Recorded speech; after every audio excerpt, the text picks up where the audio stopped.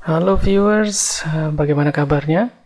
Ya, jumpa lagi dengan saya di channel Teja Saja, channel pendidikan yang khusus membahas soal-soal TOEFL dan nantinya juga kita akan membahas soal-soal IELTS juga ya.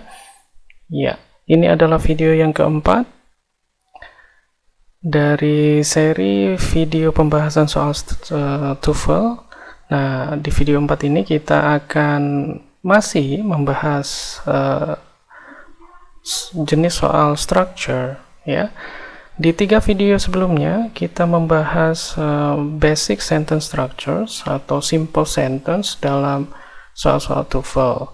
Nah, pada video kali ini kita akan masuk ke pembahasan berikutnya, yaitu sentence with multiple clauses. Ya, sentence with multiple clauses ini adalah kalimat-kalimat dengan klausa yang lebih dari satu. Artinya, ini nanti kita akan membahas kalimat-kalimat yang tidak sederhana lagi ya, tidak simple lagi ya.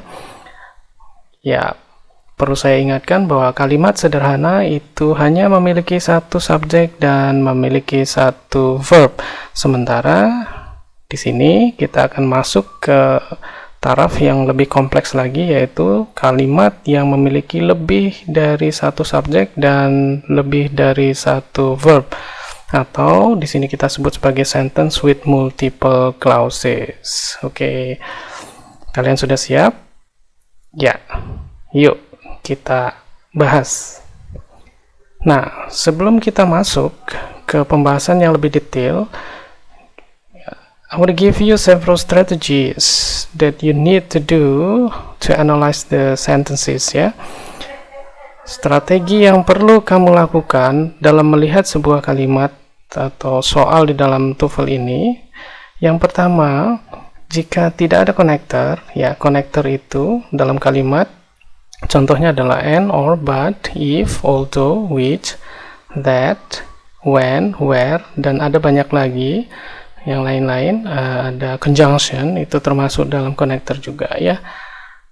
Nah, jika di kalimat itu tidak ada connector, maka kalimat tersebut bisa dikatakan sebagai kalimat sederhana atau simple sentence yang hanya boleh ada satu subjek dan satu verb saja. Nah, jika kalian menemukan ada connector, maka kalimat tersebut boleh berisi lebih dari satu subjek dan lebih dari satu verb. Oke. Dan ini berlaku kebalikannya ya. Jika kalian menemukan ada lebih dari satu subjek dan lebih dari satu verb, maka kalimat tersebut membutuhkan sebuah connector ya. Nah, kebalikannya juga untuk yang pertama, jika kalian hanya menemukan satu subjek dan satu verb saja, maka kalian tidak perlu menambahkan konektor di sana. Oke? Ya. Nah, ini strategi pertama ya. Oke.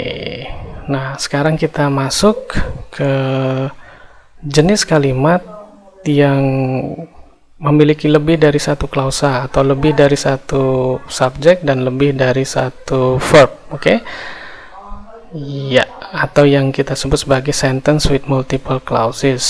Ya, tentu saja jenis kalimat ini itu cukup banyak keluar di TOEFL ITP ya.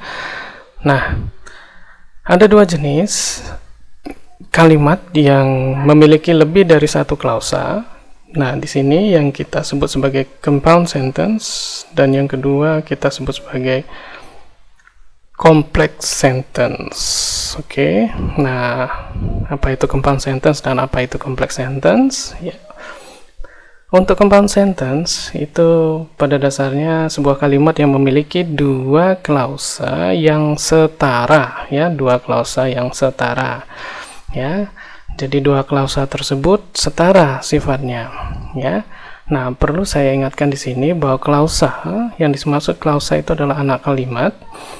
Nah, anak kalimat itu biasanya anak kalimat atau ya dalam bahasa Indonesia disebut klausa ya, bisa anak kalimat atau induk kalimat. Dan biasanya berisi subjek dan verb. Oke. Nah, dalam compound sentence itu tidak ada induk kalimat dan tidak ada anak kalimat. Dua-duanya sifatnya setara. Jadi satu klausa tidak bergantung dengan klausa yang lain, atau kita sebut sebagai independent clause, ya. Dua-duanya independent clause. Nah, mari kita lihat contohnya. Tom is tall, but Paul is short. Oke.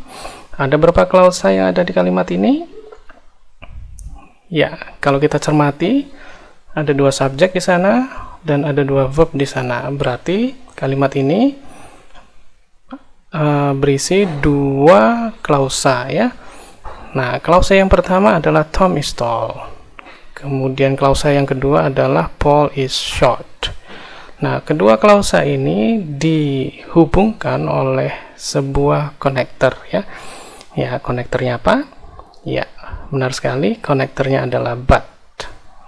Nah, inilah yang dimaksud dengan compound sentence, bahwa ada lebih dari satu klausa dan masing-masing klausa itu independen sifatnya, ya, berdiri sendiri, tidak bergantung dengan yang lain. Atau ketika satu klausa ini dihilangkan, maka klausa yang lain ini tetap bisa berdiri atau bisa menjadi kalimat, begitu ya. Oke, nah dalam compound sentence ini ada konektor yang perlu kita ingat, ya. Diantaranya ada kata and, ada or, but, so, dan yet. Oke, nah 5 connectors ini yang menyambungkan jenis kalimat compound sentence. Oke, ya, right. Nah, kita lanjutkan. Nah, di sini kita akan melihat contoh soalnya, ya. Kalimatnya cukup panjang. Ada case studies are the target of much skepticism in the scientific community, comma blah blah blah, used extensively by numerous researchers. Oke. Ya, sepertinya ada typo di sana, ada researchers, ya. Oke, right. Nah, di sini kita bisa melihat kalimat ini, kalau kita cermati, dia ada dua subjek, diantaranya adalah case studies, ya. And yang mana lagi kira-kira? Ya. Oh, ya. Salah satu subjeknya mungkin dihilangkan, ya, di antara titik-titik ini, ya, tapi nanti kita lihat. Oke, yang jelas case studies ini adalah satu subjek untuk klausa yang pertama. Nah, klausa yang pertama ini mengandung verb, yaitu apa? Ada are di sana, ya. Kemudian setelah koma ini kemungkinan besar adalah klausa juga, ya. Di sana kita dapati ada kata use yang kemungkinan besar di sini adalah verb untuk klausa yang kedua, ya. Tapi nanti kita analisa, ya, kita sesuaikan dengan pilihan-pilihan jawabannya, oke? Nah, dalam pilihan jawaban ini kita lihat, ya, ada pilihan jawaban A, they are. Kalau pilihan jawaban A ini kita masukkan ke sana, maka ya. Di sini ada they, ada are, ada subjek lagi, kemudian are used. Ya, are used kalau disambungkan dengan used, maka ada verb lagi. Namun kita tidak mendapati ada connectors di sana, ya. Masih ingat, ketika ada dua subjek dan dua verb, maka kalimat ini membutuhkan sebuah konektor. Maka A tidak bisa menjadi jawabannya. Kemudian yang B, kalau kita masukkan ke sana are used, maka are together with used itu akan menjadi verb. Sementara kita tidak melihat subjeknya mana, ya, dari klausa ini, maka tidak bisa kita jadikan jawaban. Kemudian jawaban yang C, di sini ada yet they used extensively by numerous researchers, ya. Ada connectors di sana, yaitu yet, kemudian ada they. Nah, They used extensively. Nah, ini berarti bermakna aktif. Mereka menggunakan. Nah, apakah makna tersebut yang cocok untuk kalimat sini? Iya, sepertinya tidak ya. Oke, karena case studies menggunakan apa? Case studies digunakan. Nah, masalahnya di situ. Oke. Kemudian ada yet they are used. Nah, ada connectors di sana, kemudian ada subject dan are dan use ini together akan membentuk verb atau predikat kalimat. Oke. Ya, dan maknanya adalah pasif dan mereka digunakan ya. Jadi case studies itu digunakan oleh researchers. Maka ya, jawaban yang tepat adalah D. Oke. Nah, itu contoh dari compound sentence ya, kalimat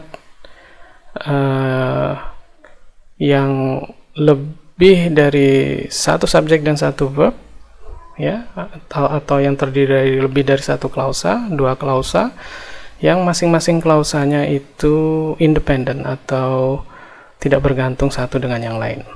Lalu bagaimana dengan sentence yang lebih dari satu klausa, tetapi salah satu klausanya itu bergantung atau dependent? Ya, itu disebut sebagai complex sentence. Dalam complex sentence ini, ya, kedudukan dua klausa ini berbeda ya. Yang satu menjadi induk kalimat, yang lain menjadi anak kalimat. Oke. Nah, nanti kita akan menganalisa ya, yang mana induk kalimat dan yang mana anak kalimat. Oke. Dalam complex sentence ini terdapat 3 jenis kalimat ya. Complex sentence di mana anak kalimatnya adalah adverb clause atau klausa keterangan. Yang kedua, anak kalimatnya adalah adjective clause atau klausa adjektif, dan yang ketiga anak kalimatnya adalah noun clause ya, atau klausa benda ya. Oke, kita lanjutkan ya, kita bahas satu persatu. Nah, di dalam complex sentence adverb clause ini ada beberapa connectors yang dipakai. Nah, dalam topik-topik grammar ini connectors ini biasa disebut sebagai conjunction ya. Nah, masing-masing connectors ini memiliki maknanya sendiri-sendiri ya. Nah, misalnya untuk condition atau syarat ya. Ya, untuk sebagai penghubung syarat ya. Jadi klausa itu bermakna syarat terjadinya klausa yang lain gitu ya. Nah, di sini ada if, ada in case, ada provided, providing, unless, and whatever ya. Kalau di bahasa Indonesia kan ya kira-kira maknanya adalah jika ya. Oke, kemudian ada contrast ya. Contrast ini berlawanan ya. Berarti klausa tersebut bermakna bertentangan dengan klausa yang lain gitu ya, bertentangan ya. Ada although, even though, while, whereas. Kemudian ya, di sini artinya dalam bahasa Indonesia kurang lebih adalah walaupun, meskipun ya, namun demikian. Nah, gitu. Kemudian ada manner, di sini ada as and in that. Nah, ini in that ini a bit uncommon ya, jarang dipakai. Nah, ini biasanya keluar ini ya. Yang jarang-jarang dipakai ini biasanya suka keluar ya. In that itu adalah salah satu connectors ya. Nah, yang bermakna manner atau cara atau perilaku ya. Kemudian ada place, tempat ya, menunjukkan keterangan tempat. Ada where, kemudian ada wherever. Nah, bagaimana membentuk sebuah kalimat yang mengandung adverb clause? Nah, di sini kita akan lihat ada dua klausa. Klausa yang pertama ini subject kemudian verb. kemudian ada adverb connector, kemudian ada subject dan verb lagi. Jadi klausa pertama ini sebagai induk kalimatnya atau klausa induk atau main clause-nya.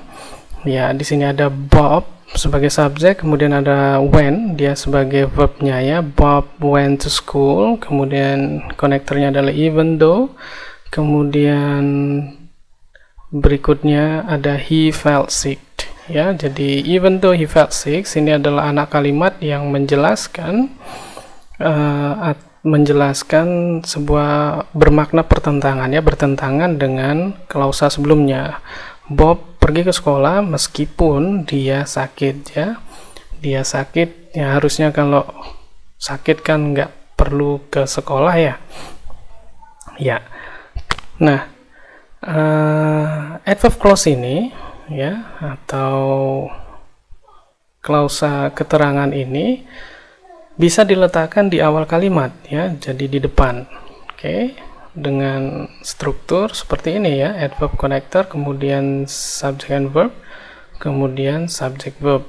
Nah, biasanya struktur seperti ini harus ada komanya ya di sini ya. Even though Bob felt sick, he went to school. Ya, oke.